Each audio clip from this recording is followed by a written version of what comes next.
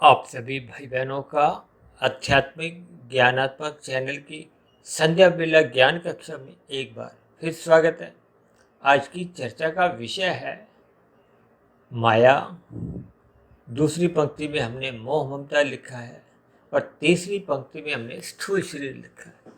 देखिए, ये तीनों शब्द लगभग एक दूसरे से संबंध रखते हैं, लेकिन इन तीन शब्दों को हमने देखिए अलग अलग पंक्तियों में भी खड़ा किया है, जिसका एक अलग अलग दृष्टिकोण से अलग अलग महत्व बताता है।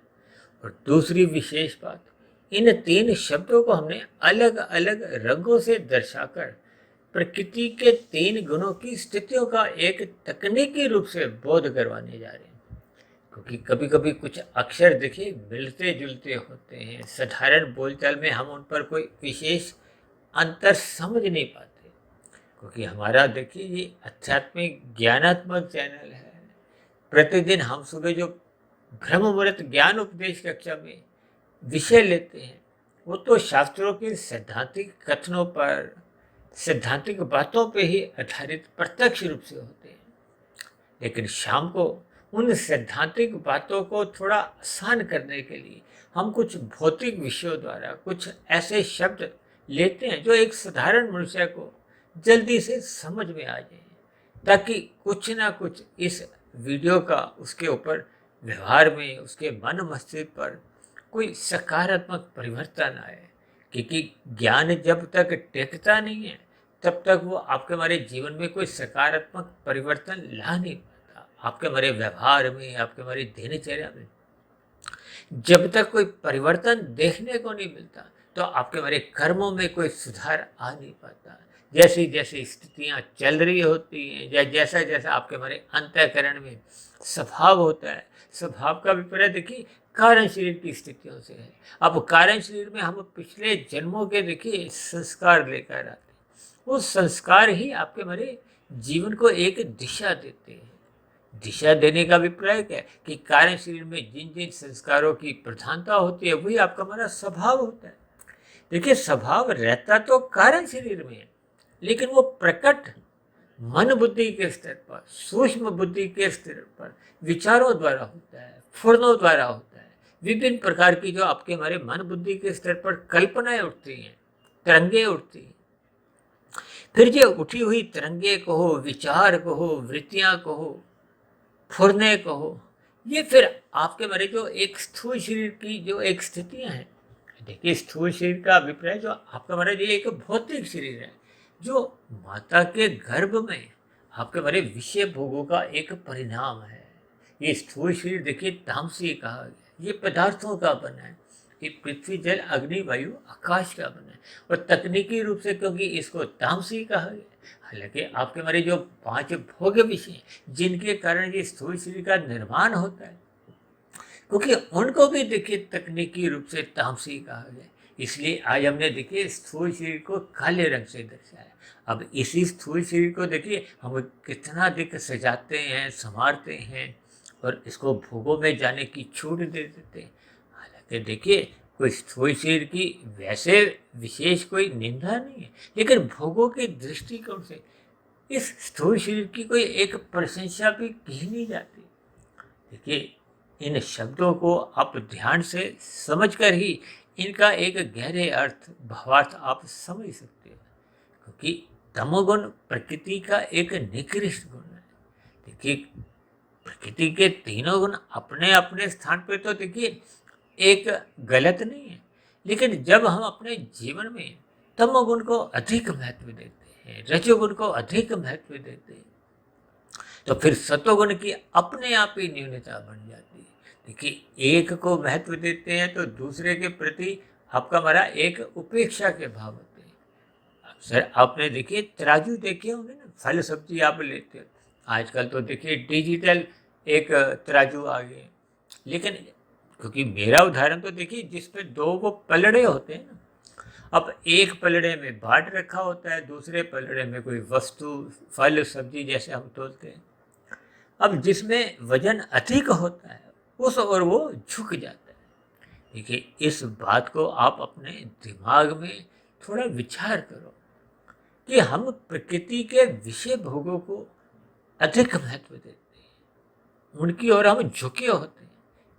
इसके पीछे का कारण क्या है कि अब आपको भी विषय भोग स्थूल शरीर के स्तर पर जो कि भोगे जाते हैं, स्थूल शरीर के स्तर पर विषय भोग भोगने से ही आपकी हमारी तृप्ति होती है।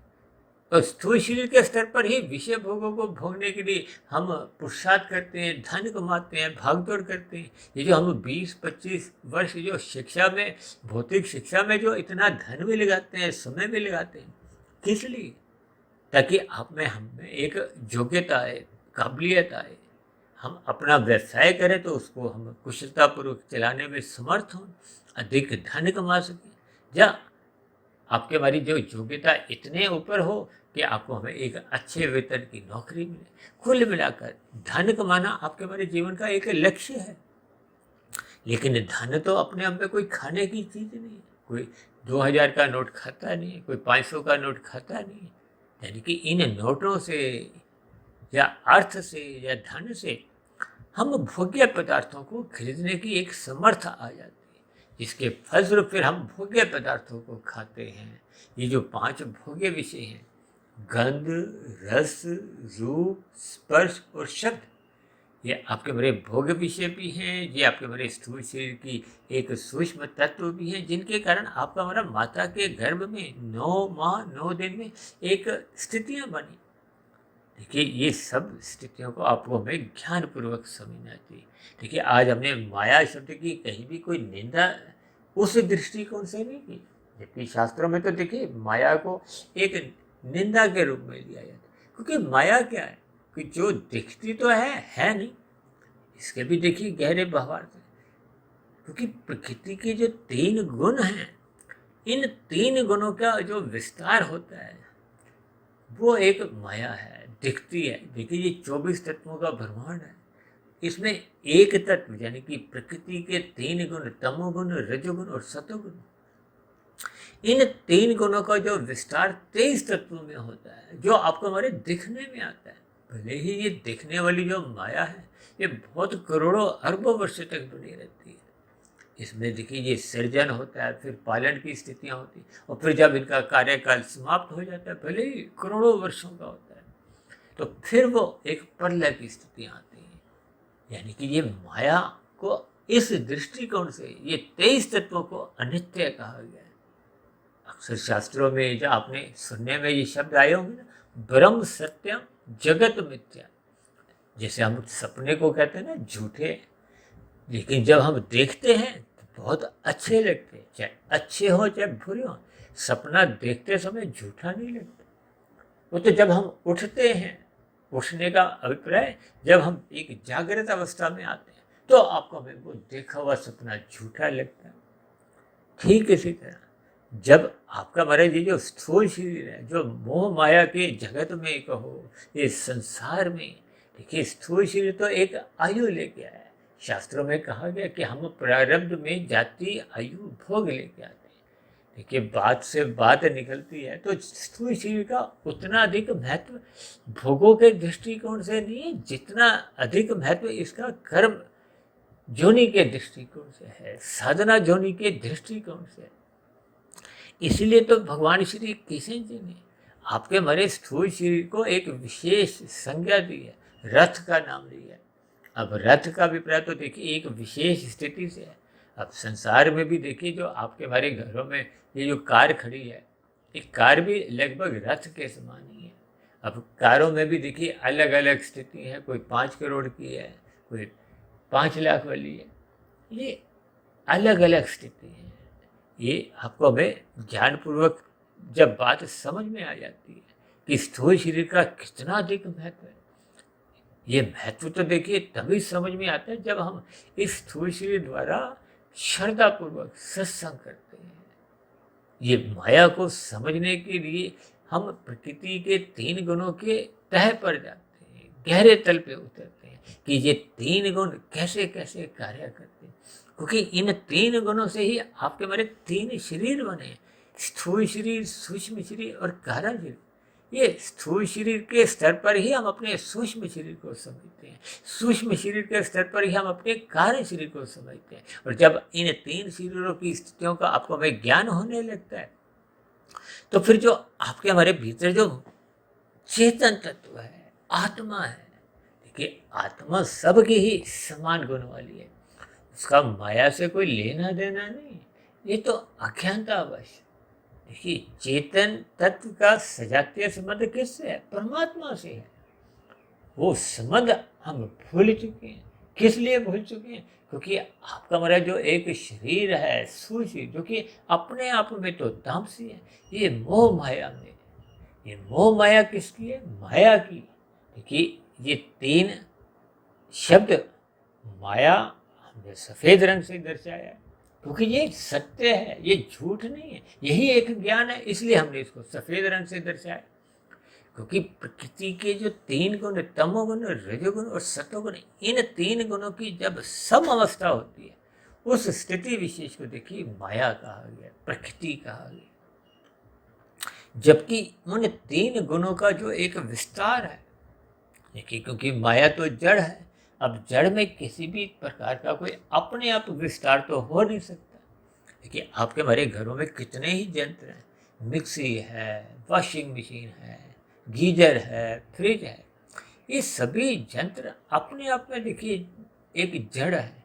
अब जड़ में क्रिया लाई जाती है, अपने आप वो क्रिया नहीं करते, यानी कि किसी भी शक्ति द्वारा, चाहे वो बैटरी की एक शक्ति है, चाहे वो विद्युत की शक्ति है, जब तक शक्ति उस यंत्र में रहती है तब तक वो यंत्र एक क्रियाशील रहता है, उसके हरकतें देखने को मिलती हैं, उसके कार्य आपको में देखने को मिलती हैं।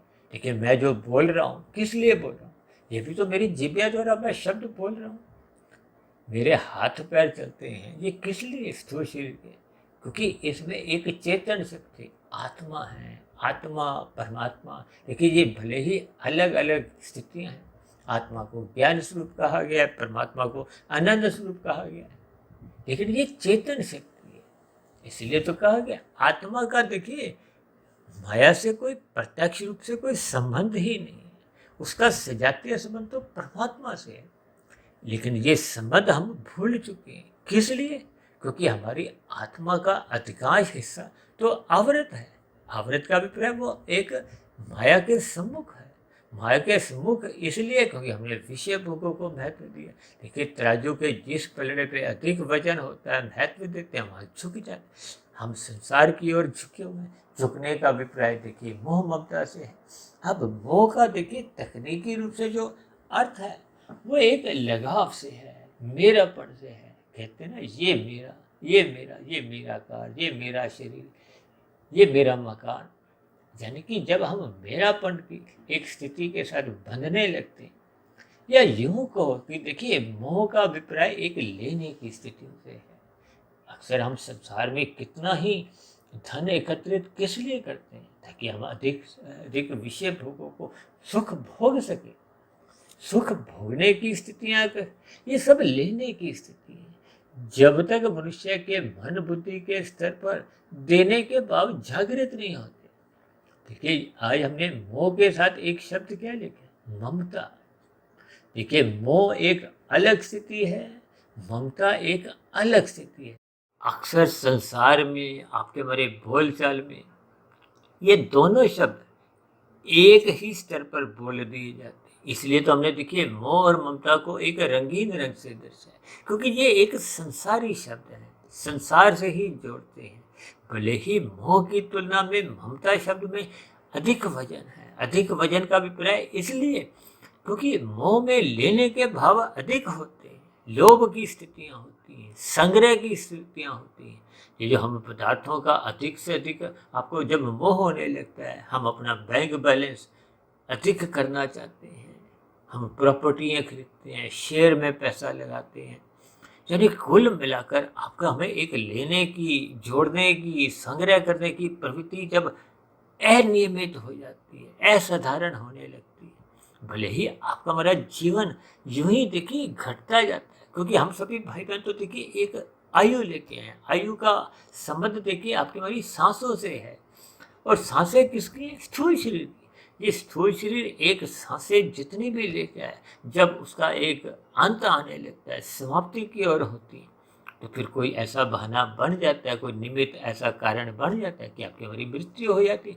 अब स्थूल शरीर के स्तर पर हमने जैसे जैसे मन बुद्धि की, सूक्ष्म शरीर की या कारण शरीर की जो स्थितियां बनाई थी, क्योंकि मनुष्य जोनि तो देखिए कर्म जोनि है, साधना जोनि।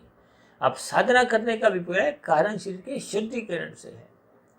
कारण शरीर के शुद्धिकरण से फलस्वरूप ही आपके हमारी आत्मा के ज्ञान की स्थितियां अलग अलग बनती हैं। जब कारण शरीर शुद्ध होने लगता है तो आपकी हमारी आत्मा अपने मूल स्वरूप में, ज्ञान स्वरूप में लौटने लगती है। मूल स्वरूप में लौटने लगती है तो फिर वो परमात्मा के सम्मुख होती है। जब जब आत्मा अज्ञानता में आती है, देखिए आने का अभिप्राय यहाँ तकनीकी रूप से वो आवरण से है, जबकि आत्मा तकनीकी रूप से चेतन तत्व है। लेकिन जब ये रजोगुण और तमोगुण के प्रभाव में उसके सम्मुख होती है, भोगों में लिप्त रहती है, तो ये ऐसे रूप से आवृत होती है। ऐसे रूप से, भले ही ये ऐसे रूप से आपका हमारी जो आत्मा का जो प्रकाश ढक जाता है, ज्ञान आवृत हो जाता है, अज्ञानता में आ जाता है, लाखों करोड़ों अरबों खरबों तक, वर्षों तक ये बना रहता है। क्योंकि जब तक हम सत्संग नहीं करते, सत्संग करने का अभिप्राय श्रद्धापूर्वक सत्संग से, भले ही आरंभिक स्थितियों में देखिए सबका ही सत्संग बेमन से होता है, फिर धीरे धीरे श्रद्धा बनती है, फिर किए गए श्रद्धापूर्वक सत्संग का मनन होता है, चिंतन होता है, फिर वो शुभ संस्कार जब कार्य शरीर में बनते हैं, तब ऐसी स्थिति विशेष में जो पहले के बुरे संस्कार बने होते हैं वो क्रमशः कमजोर होने लगते हैं, समाप्त होने लगते हैं, या यूं को कि वो दग्ध बीज होने लगते हैं। क्योंकि शास्त्रों में कहा गया, जब तक बुरे संस्कार दग्ध बीज नहीं होते तब तक संभावना रहती है कि वो कब जाग जाए। देखिए कमजोर होने वाला भी कभी ना कभी बलवान हो जाता है।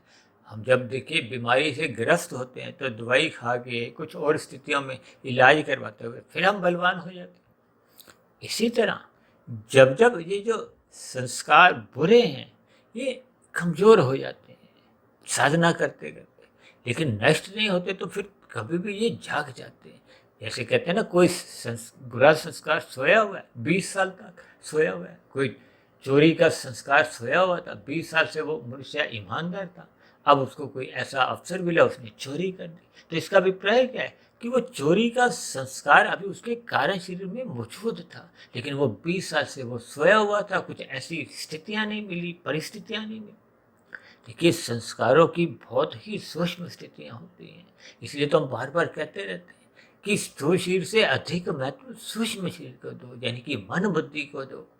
इसलिए तो कहा गया है ये सूक्ष्म शरीर तमोगुण की अपेक्षा रजोगुण की एक स्थिति है, और सूक्ष्म शरीर से भी अधिक महत्व किसको देना है? कारण शरीर को देना है। कारण शरीर को इसलिए महत्व देना है क्योंकि यही कारण शरीर ही आपके हमारी एक बैलेंस शीट है, ये आपका हमारा एक सिम कार्ड है। मरता कौन है? स्थूल शरीर। अब स्थूल शरीर के मरते ही जो कारण शरीर में आपके हमारी पात्रता होती है, कर्मों की, संस्कारों की जो स्थितियां होती हैं, उसके आधार पे ही नया जन्म मिलता है, नई जोनी मिलती है। आज से 3 वर्ष पहले हमने एक 3 घंटे का वीडियो बनाया था, मनुष्य के मरने के बाद का अगला जन्म। उस वीडियो विशेष में हमने विस्तार से इन सभी स्थितियों पर चर्चा की थी। यानी कि हमने अपने मिले हुए जीवन में ये जो स्थूल शरीर के स्तर की जो एक स्थितियां हैं, देखिए माया को हमने जानना है, समझना है, इसलिए कि इससे जुड़ना नहीं है। ये जो तमोगुण और रजोगुण की स्थितियां हैं जो बंधनदायक गुण है, जबकि सतोगुण माया का ही गुण है, उससे हमने जुड़ना है। उससे इसलिए जुड़ना है क्योंकि वो ज्ञानमय गुण है, जबकि रजोगुण मोह ममता की स्थितियां हैं। भले ही देखिए इसमें ममता शब्द में दया भाव उमड़ते हैं, ये दया एक देने की स्थितियां आरंभिक स्तर पर उठती। अब माँ की देखिए बच्चे के प्रति एक ममता की स्थिति, एक देने की स्थितियां होती, तो यही देने की स्थितियां मनुष्य के अंदर सात्विकता लाती है, ये परमात्मा से जोड़ने में सहायक होती है। लेकिन जब ये ममता मोह के साथ जुड़ जाती है, देखिए शब्द ये इकट्ठे इसलिए हमने मिलाए, जब ये मोह के साथ जुड़ती है तो देखिए 4 जो मन के विकार हैं, काम, क्रोध, लोभ, मोह, अहंकार, ये अहंकार देखिए भले ही एक सात्विक एक विकार माना जाए, जबकि ये जो मोह और क्रोध है ये तामसी विकार है। और इसी तरह ये जो काम और लोभ है ये एक राशि विकार है। विकार अपने आप में सारे ही गलत हैं, लेकिन सापेक्ष दृष्टिकोण से ये जो मोह है ये तामसी है, तामसी विकार है। इसलिए हमने देखिए नीचे स्थूल शरीर को काले रंग से दर्शाया है, मोह ममता को हमने फिर भी एक रंगीन रंग से दर्शाया है। ये संसार की मोह माया ही मनुष्य को परमात्मा की ओर सम्मुख नहीं होने देती।